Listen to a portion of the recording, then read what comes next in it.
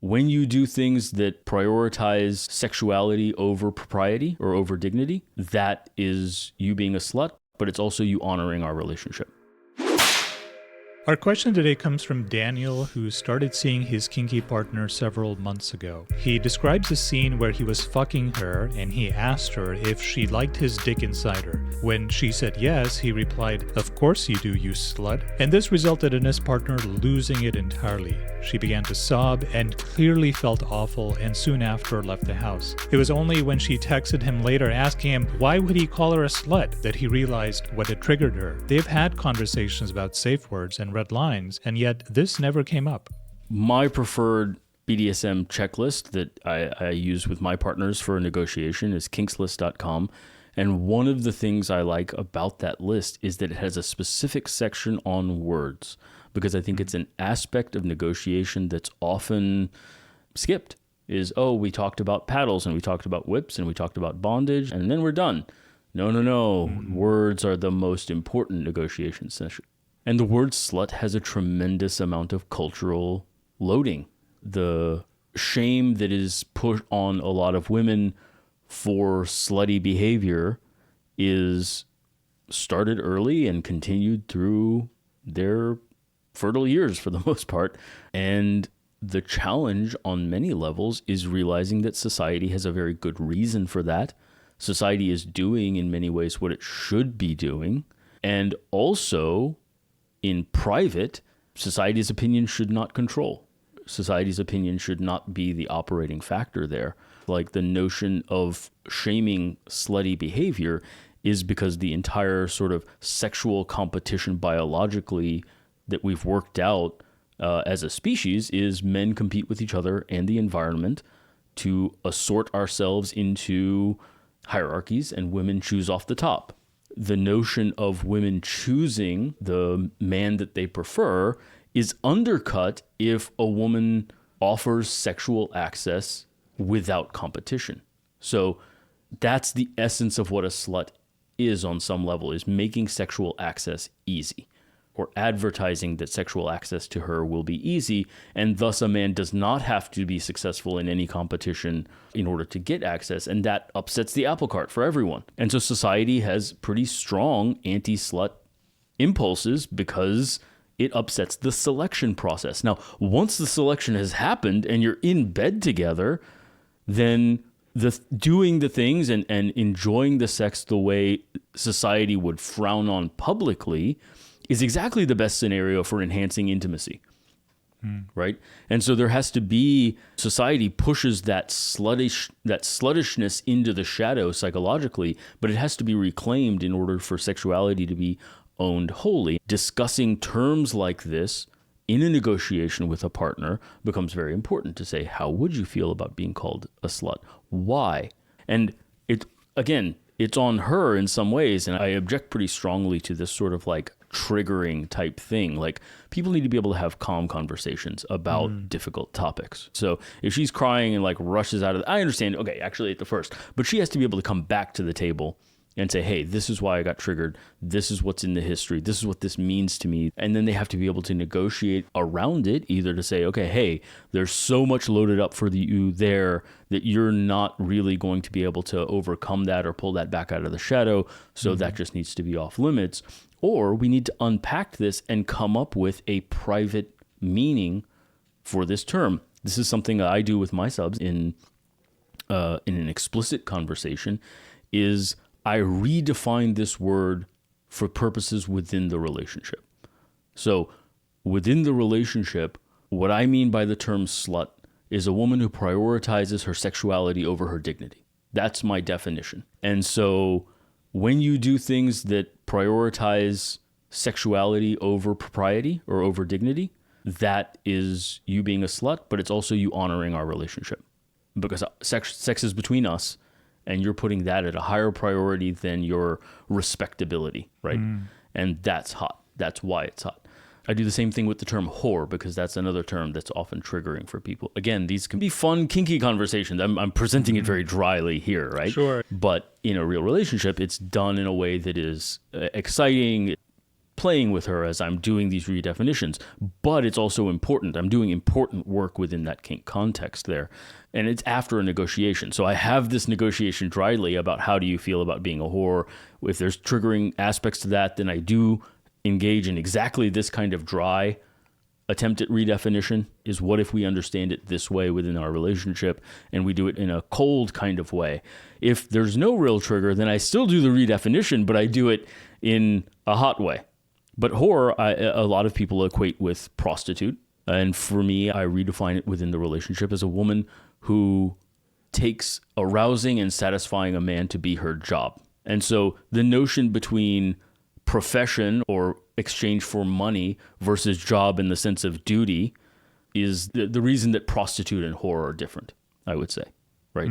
Is that a woman who views arousing and satisfying her man as her duty, she's taken it as her job, is being his whore. And so that, again, reframes that term. Neither one of those redefinitions is a stretch. That is actually what those terms mean. Exactly right. But specific to you now. It is, but specific to me and with a different positive frame.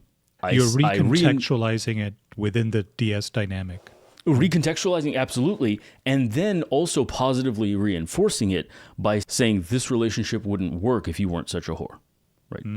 That daddy needs you to be that much of a whore in order to be pleased or satisfied. So then it becomes praise. Right. So so not only redefined, recontextualized, but also then a subject of praise that you're keeping this relationship together by sacrificing your respect, your respectability, and your dignity, and being such a slut because that's what I need. So this is very valuable. Even if a person is not triggered by those words at all, like a person who's kinky may have been called, being called a slut in a kink context is not unusual at all, actually. It's a very common, I think, term within kink context. And it's interesting that it's both so triggering in many contexts, but also so common in a kink context because kink is about reclaiming the shadow. Right. That was actually the beginnings of my book, actually, is realizing, like, why is this so common and so triggering both? Well, because those things go together fundamentally. But no, just redefining them as you're starting out a DS dynamic and saying, when I call you this, this is what we mean. And then you're able to use that word as a label to reanimate the dynamic because you both know exactly what that means. You get all that engine basically just gets refreshed in your mind and in their mind, and they know exactly, with the definition put in place, where they're situated relative to you in the dynamic. And that's very powerful. It's almost like a magic word. It's like when you say it, it causes them to get into a mental space relative to you because you've taken the time to define it. So in that sense, it's actually very useful. I think the same thing can be said, and we've done episodes on this, for other terms like daddy. Right? You'll see people object to, oh, it's so gross to call your partner daddy, or it's so whatever. But we do that for baby. That's super common, right? It doesn't mean you're a pedophile.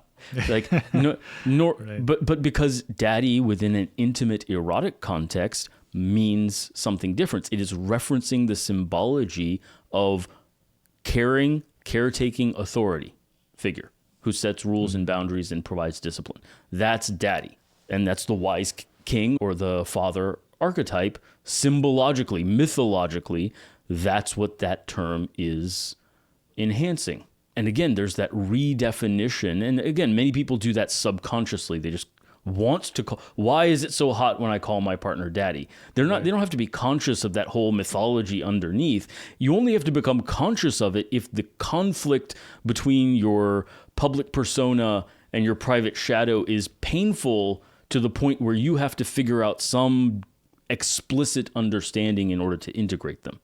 Otherwise, what mostly happens is she just calls him daddy and they both love it and they move on with their lives. Same thing here is that, like, a lot of people have never considered the deep cultural and biological origins of the concept of slut. And thus they call their partner a slut very happily. She gets called a slut very happily. They love it. They move on with their lives, right? It's only in these cases where, hey, no, this is not work. Now we have to have a conversation, and you need a more sophisticated, symbological, unconscious, cultural, biological understanding of what a slut is and how it could be understood differently within the context of a relationship in order to figure out how you're going to work together, or if it's such a big deal. I say, in terms of limits and boundaries, I have been with partners who had trigger words, who didn't want to be called certain things, and I don't think I would engage in a relationship again.